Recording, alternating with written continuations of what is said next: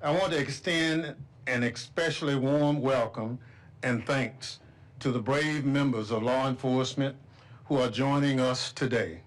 They protected us, they protected the Capitol, and they protected the democratic process. We can be here today because they were here then. Thank you. I'm also honored to rejoin my colleagues on the January 6th Select Committee, both on this panel and among our witnesses. 5 years ago today, an armed mob of thousands, incited by President Donald Trump, attacked, breached, and laid siege to the United States Capitol.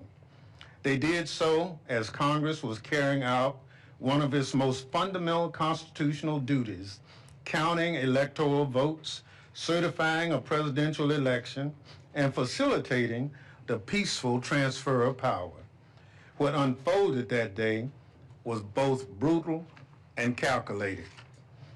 Officers were stabbed with metal fence stakes and bludgeoned with flagpoles.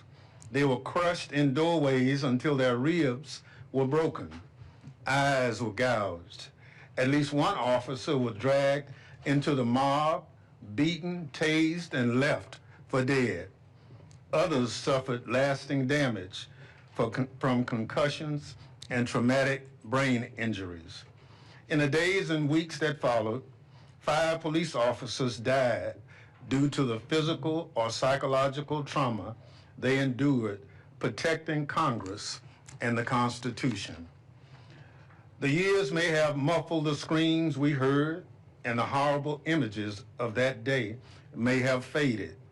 So as we mark this grim anniversary, it's important that we remember exactly what happened.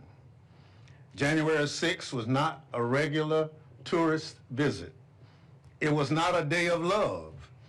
It was a bloody riot that pushed our democracy to the breaking point.